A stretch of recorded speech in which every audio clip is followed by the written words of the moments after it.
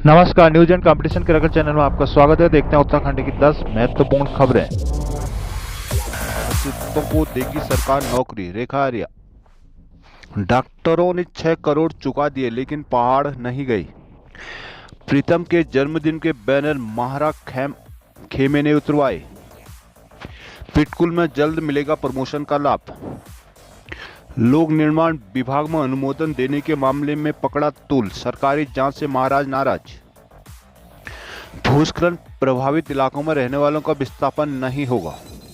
चयन आयोग का विकल्प नहीं लोक सेवा आयोग, हरीश रावत। पहाड़ों में राशन की door step delivery. Haldwani flyover से पहले आईएसबीटी की मांग। यूओयू में 2 दिनी भारतीय भाषा उत्सव की हुई शुरुआत, गढ़वाली कुमाऊनी कविता पाठ्यक्रम में पढ़ाया जाए। फरवरी में होंगे राजकीय शिक्षक संघ के प्रांतीय चुनाव। हल्द्वानी महिला सुरक्षा को गांव में रात्रि चौपाल लगाएगी पुलिस। उद्यमियों की निगाहें हाईकोर्ट पर, अब सरकार से राहत की उम्मीद। कैबिनेट मंत्री रेखा आर्या ने कहा है कि ड्यूटी के दौरान शहीद पीआरडी जवानों के परिवार के एक सदस्य को मृतक आश्रित कोटे में नौकरी दी जाएगी। पीआरडी में महिलाओं की भर्ती में 30% महिला कोटा निर्धारित किया गया है और पीआरडी कल्याण कोष को 50 लाख से बढ़ाकर 10 करोड़ किया जाएगा। मंत्री ने कहा कि पीआरडी जवानों की रिटायरमेंट की आयु 50 से बढ़ाकर 60 वर्ष की जाएगी। पीआरडी मुख्यालय में रविवार को प्रांतीय रक्षक दल पीआरडी के स्थापना दिवस में मंत्री रेखा आर्या बतौर मुख्य अतिथि शामिल हुई। इस दौरान पीआरडी जवानों ने शानदार ऋतिक परेड का आयोजन किया। मंत्री ने कोरोना काल में शहीद हुए पीआरडी जवानों के परिजनों की आर्थिक सहायता बांटी। मंत्री ने कहा कि अगले स्थापना दिवस तक ड्यूटी के दौरान शहीद पीआरडी जवानों के परिवार के एक सदस्य को मृतक आश्रित कोटे में भर्ती करने का प्रावधान किया जाएगा। उन्होंने कहा कि पीआरडी जवानों ने कोरोना काल, चारधाम यात्रा जैसी विषम परिस्थितियों में बेहतरीन कार्य किया है। इस मौके पर विधायक रायपुर उमेश शर्मा, काऊ विशेष प्रमुख सचिव अभिनय कुमार, निर्देशक युवा कल्याण जितेंद्र सोनकर आदि मौजूद रहे। हल्द्वानी राजकीय मेडिकल कॉलेज हल्द्वानी से डिग्री लेने के बाद डॉक्टर पहाड़ चढ़ने को तैयार नहीं। पिछले 3 माह में 37 डॉक्टरों ने पहाड़ चढ़ने से मना कर दिया और बॉन्ड की शर्तों के मुताबिक करीब 6 करोड़ रुपए जमा कर दिए। राजकीय मेडिकल कॉलेज में एमबीबीएस को एमडी एमएस की पढ़ाई करने वाले डॉक्टरों के लिए बॉन्ड की व्यवस्था की गई थी, जिसके तहत डॉक्टरों को पढ़ाई पूरी करने के बाद पर्वतीय इलाकों में सेवाएं होती है। कई डॉक्टरों ने पढ़ाई पूरी करने के बाद पर्वतीय इलाकों में तैनाती तो ली, लेकिन कुछ समय बाद वह लापता हो गई। मेडिकल कॉलेज प्रशासन ने आरसी काटने और कोर्ट जाने की तैयारी शुरू कर दी। कोर्ट कार्रवाई से बचने के लिए करीब 20 एमबीबीएस डॉक्टर और 17 पीजी डॉक्टरों ने बॉन्ड की शर्तों के मुताबिक करीब 15 से 30 लाख रुपए जमा किए, जिससे 3 माह में कॉलेज प्रशासन को 6 करोड़ रुपए मिले। कांग्रेस में बैनर को लेकर विशाल घमासान छिड़ गया। शनिवार देर रात राजीव भवन में लगाया गया पूर्व नेता प्रतिपक्ष पूर्व प्रदेश अध्यक्ष प्रीतम सिंह के जन्मदिन की बधाई का बैनर रविवार सुबह होते प्रदेश अध्यक्ष करण महारा खेमे ने उतरवा दिया। इसके पीछे बैनर में प्रदेश अध्यक्ष फोटो न होने का तर्क दिया जा रहा है। प्रीतम समर्थक सीताराम नौटियाल, नवीन सिंह पयाल, भरत शर्मा आदि ने बीती देर रात मुख्यालय में प्रीतम का बड़ा बैनर लगाया था। रविवार सुबह जब महारा समर्थक पदाधिकारी पहुंचे तो बैनर पर महारा का फोटो न देकर भड़क गए। उनका कहना था कि प्रदेश अध्यक्ष के मुख्यालय में उन्हीं की फोटो के बिना कैसे बैनर लगाया जा सकता है। आनंद फाना में उस बैनर को उतरवा दिया गया। प्रीतम कैंप से जुड़े प्रमुख सचिव गिरिचंद पुनेड़ा, नवीन सिंह पयाल, संजय पालीवाल ने बैनर हटाने पर हैरानी जताई और इसे संकीर्ण मानसिकता कहा। दूसरी तरफ प्रदेश उपाध्यक्ष संगठन मथुरा दत्त जोशी ने बैनर लगाने और हटाने से अनभिज्ञता जाहिर की। कहा कि वो इसकी जानकारी लेंगे। पूर्व नेता प्रतिपक्ष प्रीतम सिंह का जन्मदिन का मनाने के लिए उनके यमुना कॉलोनी स्थित सरकारी आवास में भीड़ उमड़ पड़ी। कार्यकर्ताओं की भावनाओं को देखते हुए प्रीतम को कई दिन में कई बार केक काटने पड़े। इस मौके में प्रीतम ने कहा कि हिमाचल प्रदेश के विधानसभा चुनाव जीतने नतीजों ने साफ कर दिया कि भाजपा से जनता उब चुकी है। यहाँ पूर्व विधायक राजकुमार, राजेंद्र शाह, संजय पालीवाल, संदीप चमोली, नवीन सिंह पयाल, गिरिचंद पुनेड़ा, मीना रावत, भरत शर्मा, सुधीर कुमार, सुनेहरा, दीप बोहरा, संजय कनौजिया आदि मौजूद रहे। उत्तराखंड यूथ कांग्रेस को नए साल में अपना नया अध्यक्ष मिल जाएगा। कांग्रेस में यूथ कांग्रेस की सदस्यता 2.02 लाख तक पहुंच गई है। रविवार को यूथ कांग्रेस के zonal returning officer Mukul Gupta ने राजीव भवन में प्रेस कॉन्फ्रेंस में बताया कि वर्तमान विभिन्न पदों में हुए मतदाता की स्क्रूटनी की जा रही है। जिला कमेटी, विधानसभा, लोकसभा कमेटी और सचिव और महासचिव के पदों पर इस महीने के अंत तक परिणाम घोषित कर दिए जाएंगे। यह बेहद संकीर्ण मानसिकता की प्रीतम पार्टी के वरिष्ठ नेता हैं, उसकी भावना के तहत मुख्यालय में बधाई बैनर लगा था, लेकिन कुछ तत्वों को यह नागौर गुजरा। गिरिचंद पुनेड़ा, पूर्व प्रदेश सचिव।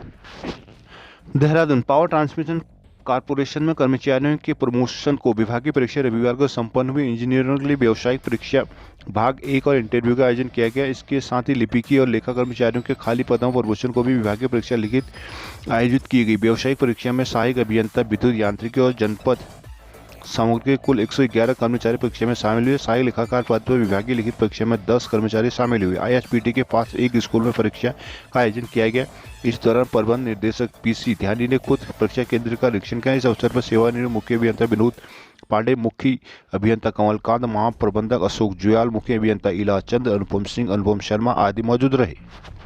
देहरादून, अयाज अहमद को लोक निर्माण विभाग का प्रमुख बनाने के मंत्री के अनुमोदन के मामले ने तूल पकड़ लिया। इस मामले में मंत्री के पीआरओ की ओर से पूर्व निजी सचिव के खिलाफ मुकदमा दर्ज कराने पर जहां सचिवालय संघ ने आंदोलन का ऐलान किया, वहीं लोक निर्माण विभाग के कर्मचारियों ने भी एचओडी के खिलाफ मुकदमा दर्ज करने का विरोध किया। इसके बीच अब लोक निर्माण मंत्री सतपाल महाराज ने इस मामले में सरकार की ओर से कराई गई जांच रिपोर्ट पर सवाल उठा दी है। महाराज का कहा है कि जांच अधिकारी ने कैबिनेट मंत्री होने के नाते उनकी जानकारी तक नहीं ली। इस मामले में डालनवाला थाने में महाराज के पीआरओ की ओर से दर्ज कराए गए मुकदमे निजी सचिव रहे इंद्र प्रताप सिंह पर मंत्री के संज्ञान में आए इंजीनियर अयाज अहमद को प्रमुख अभियंता बनाए जाने की फाइल को अपने स्तर पर ही अनुमोदन दे देने का आरोप है। महाराज की शिकायत पर मामले की जांच अपर सचिव प्रताप शाह को सौंपी गई थी। शाह ने अपनी रिपोर्ट में कहा कि निजी सचिव पर अपने स्तर से अनुमोदन देने के आरोप साबित नहीं हुए। अब सतपाल महाराज ने जांच रिपोर्ट पर सवाल उठाते हुए कहा कि किसी भी फाइल को अनुमोदन देने के लिए मंत्री टाइपिंग नहीं करते, मंत्री को टाइपिंग नहीं आती। लोक निर्माण के प्रमुख अभियंता से जुड़ी अनुमोदन फाइल उन्होंने नहीं दिया गया। महाराज ने सवाल उठाया कि शासन ने किस आधार पर जांच पूरी की, जबकि इस मामले में जांच अधिकारी ने एक बार भी कैबिनेट मंत्री होने के नाते उनसे जानकारी तक नहीं ली। ऐसे में कैसे तय कर लिया कि आरोप साबित नहीं हुए। महाराज ने कहा कि अब उन्हें इस मामले में इससे ज़्यादा कुछ नहीं कहना। पुलिस जांच कर रही है, दूध का दूध और पानी का पानी हो जाएगा।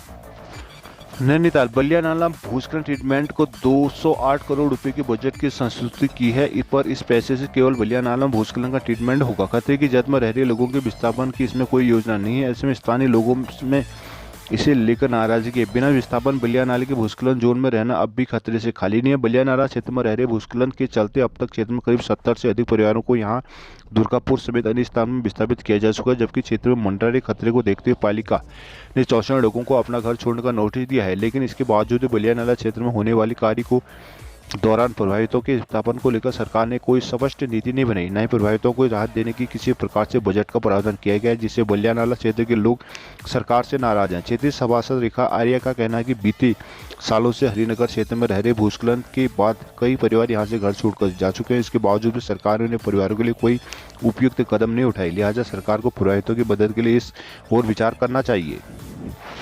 पूर्व मुख्यमंत्री हरीश रावत ने साल 2022 को उत्तराखंड के नौजवान युवक युवतियों के लिए कष्टप्रद बताया। उनका कहना है कि इस साल बीते जितने लोगों को नौकरी मिली उससे दुगने लोगों ने गड़बड़ियों तथा कथित जांच के नाम पर नौकरियां गंवाई है। रावत ने उत्तराखंड अधीनस्थ सेवा चयन आयोग की भर्ती परीक्षा लोक सेवा के माध्यम से कराए जाने पर सवाल उठाए। उन्होंने कहा कि लोक सेवा आयोग के मानक उत्तराखंड के नौजवान के हितों से टकराते हैं। ऐसे में लोक सेवा आयोग चयन आयोग का विकल्प हो ही नहीं सकता। पूर्व मुख्यमंत्री हरीश रावत ने रविवार को रामपुर रोड स्थित होटल में विभिन्न मुद्दों पर प्रेस वार्ता की। उन्होंने विधानसभा में हुई बैकडोर से नियुक्ति को लेकर कहा कि यदि विधानसभा भर्ती घपले जैसा अपराध हुआ तो लोक नियुक्ति देने वालों को दंड देने के बजाय नौकरी चाहने वाले को क्यों सजा दी गई। यदि वे अपराध है तो ऐसे लोग सरकार से मंत्री कैसे बन जाते हैं। पूर्व सीएम ने कहा कि वो हर दिन देहरादून में बेरोजगार युवाओं के आंसू पूछते हैं। यदि भर्ती परीक्षा में अधिक देरी हो गई तो युवा परीक्षा देने लायक रहेंगे ही नहीं।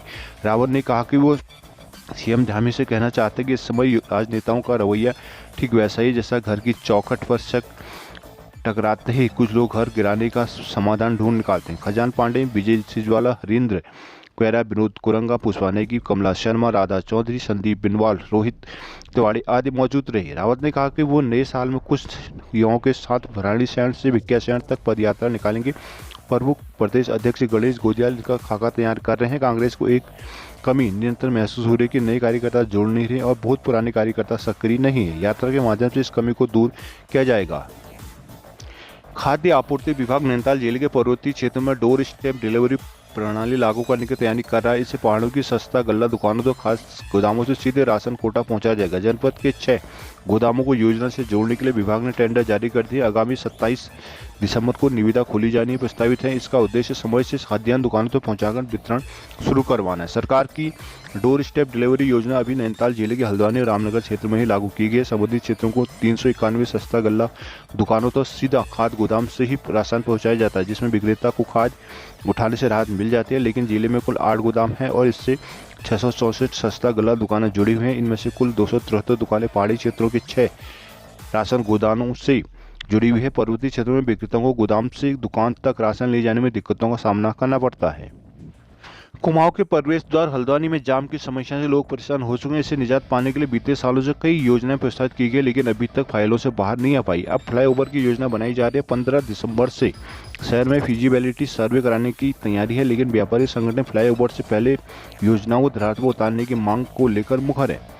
प्रमुख व्यापारी संगठनों का कहना है कि गोलापार में अंतर्राष्ट्रीय बस अड्डा ISBT बनाने की योजना थी। काम शुरू होने के बाद 2017 में बंद करवाकर इस बस अड्डे का स्थान बदल दिया गया। वहीं Uttarakhand urban sector development agency के प्रोजेक्ट के तहत तहसील से रोडवेज तक प्रेशर को एक करने की योजना है, जिसमें रोडवेज स्टेशन भी बनाया जाना है। व्यापारियों ने पूर्व में इनका विरोध किया। उनका कहना है कि रोडवेज के साथ ही केमो स्टेशन को भी शहर से बाहर किया जाए। उधर फ्लाईओवर की कार्रवाई के क्रम में लोक निर्माण ने हाईवे के किनारे की दुकानों में निशान पहले ही लगा दिए हैं। ऐसे में व्यापारियों की मांग है पहले रोडवेज और केमो बस स्टेशन को शहर से बाहर कर ISBT बनाया जाए, तब अन्य योजनाओं पर काम हो। हम लगातार ISBT निर्माण की मांग कर रहे हैं। इससे जाम की समस्या का समाधान हो जाएगा, लेकिन फ्लाईओवर पर जोर दिया जा रहा है। फ्लाईओवर से व्यापार प्रभावित होगा। उत्तराखंड मुक्त विश्वविद्यालय हल्द्वानी तीन पानी स्थित मुख्यालय को 2 दिनी भाषा उत्सव शुरू हो गया। पहले दिन रविवार को वक्ताओं ने कुमाऊं, गढ़वाली और जौनसारी बोली को लेकर भी अपने विचार रखे। लोक कलाकारों ने लुप्त प्राय बाग यंत्र बेड़ी वादन किया। जोहार घाटी निवासी लोक गणेश मर्तोलिया ने पारा भेड़े को 6 भागी गीत से खूब तालियां बटोरी, जबकि वरिष्ठ साहित्यकार प्रोफेसर लक्ष्मण बिष्ट बटरोही ने स्कूली पाठ्यक्रम में गढ़वाली कुमाऊनी कविताओं को पढ़ाई जाने की जरूरत बताई। कार्यक्रम की शुरुआत कुल गीत के साथ हुई, जिसके बाद विश्वविद्यालय के संगीत विभाग के गणेश मर्तोलिया और भास्कर भौरियाल ने लोकगीत गायन किया। भास्कर ने पर्वतीय क्षेत्र में हर्ष विषाद के तौर पर बजाए जाने वाले लोकवाद यंत्र बेड़े की धुन से वाहवाही बटोरी। उत्सव के समन्वय में राजेंद्र खेड़ा विश्वविद्यालय के कुलसचिव डॉक्टर रश्मि पंत ने अतिथियों का स्वागत किया। उद्घाटन सत्र की अध्यक्षता करते हुए प्रोफेसर गिरिजा प्रसाद पांडे ने कहा कि हमने शैल चित्रों से लेकर कृत्रिम मेघा तक की यात्रा की है, जिसमें भाषा के माध्यम से मनुष्य के विकास को लक्षित किया गया। प्रोफेसर बटरोही ने कहा कि हिंदी का विशाल मात्र कुल लोक भाषाओं से निर्मित होता है। सभी पहाड़ी भाषाओं के लोक भाषिक रूप से ही हिंदी समृद्ध हुई है। उन्होंने कहा कि नई पीढ़ी अपनी भाषाई परंपरा के प्रति सजग है। UOU मानविकी विद्या शाखा के निर्देशक प्रोफेसर रेणु प्रकाश ने कहा कि भाषा उन्नति और प्रगति को सुदृढ़ करने का माध्यम है। भाषा इस संस्कृत के विविध घटकों को एक सूत्र में पिरोकर रखती है। सूत्र का संचालन सह समन्वय के कुमार मंगलम ने किया। वहीं दूसरे सत्र में विभिन्न तरह की प्रदर्शनी लगाई, जिसका अवलोकन शोभन सिंह जीना विश्वविद्यालय अल्मोड़ा के कुलपति प्रोफेसर जगत सिंह बिष्ट ने किया। कहा कि हिंदी बहुभाषिक बहुसंस्कृति और भारतीयता के मूल स्वरूप के साथ विकसित हुई है। इस मौके पर अनिल कार्की, शंभू दत्त पांडे, डॉक्टर अमिता प्रकाश आदि मौजूद रहे। 5 साल से राजकीय शिक्षक संघ उत्तराखंड के प्रांतीय चुनाव का इंतजार कर रहे शिक्षक नेताओं के लिए अच्छी खबर है। रविवार को हल्द्वानी में हुई बैठक में संघ के प्रांतीय अधिवेशन फरवरी 2023 के पहले सप्ताह में कराने का निर्णय लिया गया। साथ ही मंडलीय कुमाऊं अधिवेशन 20 और 21 दिसंबर को कराए जाने पर सहमति बनी। हालांकि दोनों अधिवेशन कहाँ होंगे, इस पर निर्णय लिया जाना शेष है। हल्द्वानी के नगर निगम सभागार में राजकीय शिक्षक संघ प्रांतीय कार्यकारिणी की बैठक हुई, जिसमें सभी जिलों के नवनिर्वाचित अध्यक्ष और मंत्री भी शामिल हुए। पदोन्नति और प्रांतीय अधिवेशन के मुद्दे पर सबसे अधिक बहस हुई। निर्णय लिया गया कि तदर्थ पदोन्नति के लिए प्रयास किए जाए। वहीं सभी जिलों ने जल्द से जल्द प्रांतीय अधिवेशन कराए जाने की पुरजोर वकालत की है। प्रांतीय महामंत्री डॉक्टर मोहन सिंह माजिला ने प्रांतीय अधिवेशन फरवरी के दूसरे सप्ताह में कराने की घोषणा की। साथ ही कहा कि कुमाऊं मंडल का अधिवेशन भी 20 और 21 दिसंबर को कराया जाएगा, जिसके लिए अवकाश स्वीकृत कराया जाएगा। यहाँ अनूप चौधरी, सुंदर कुंवर, विजय गोस्वामी, डॉक्टर कैलाश डोलिया, रवि शंकर गोसाई, डॉक्टर विवेक पांडे, नमिता पाठक, भूपेंद्र भंडारी आदि मौजूद रहे। हल्द्वानी महिलाओं को सुरक्षा को लेकर पुलिस प्रशासन संवेदनशील बना हुआ है। एक तरफ कुमाऊं भर में महिलाओं, छात्रों और युवतियों से गौरा शक्ति ऐप डाउनलोड कराया जा रहा है, वहीं पुलिस रात्रि चौपाल लगाने की तैयारी में। महिलाओं के प्रति बढ़ रहे अपराध की रोकथाम के लिए पुलिस ने सतर्कता और जागरूकता बढ़ा दी है। हेल्पलाइन नंबर जारी करने के साथ सोशल मीडिया के माध्यम से महिलाओं को सुरक्षा प्रदान करने की कोशिश की जा रही है, लेकिन जागरूकता की कमी के चलते शहर के मुकाबले गाँव के महिलाएं सुरक्षा संबंधित सुविधाओं का लाभ नहीं उठा पा रही। ऐसे में DIG ने गांव में रात्रि चौपाल लगाने का निर्णय लिया और थानों चौकियों के महिला पुलिस वालों में चौपाल लगाकर महिलाओं की समस्याएं शिकायतें सुनेंगी। प्लास्टिक पैकेजिंग के लिए ईपीआर प्लान जमा नहीं करने वाली फैक्ट्री जुड़े उद्यमों को निगाहें हाईकोर्ट पर टिकी हुई वही खामियों को सरकार से राहत पाने की भी उम्मीद है। दरअसल उद्योग संघों ने हाईकोर्ट में शुक्रवार को संयुक्त याचिका दायर की थी। संबंधित सोमवार को सुनवाई हो सकती है। ऐसे मामले में food industry association of Uttarakhand ने इस मामले में प्रदेश सरकार से जोरदार पैरवी करने की मांग की है। उन्होंने कहा कि उद्योग बंद होते हैं तो हजारों लोगों पर रोजगार का संकट पैदा होगा, साथ ही सरकार को राजस्व की हानि होगी। उत्तराखंड में प्लास्टिक निमित्त या पैकेजिंग करने वाली 1724 फैक्ट्रियों को पीसीबी ने नोटिस दिया था। इन कंपनियों को प्रदूषण नियंत्रण की एनओसी तत्काल रद्द कर दी गई। मामले में हाईकोर्ट ने आदेश दिया था कि जिसके बाद पीसीबी ने ये कदम उठाया। उद्योगों को तत्काल ईपीआर प्लान देने को कहा है, अन्यथा फैक्ट्री बंद करनी होगी।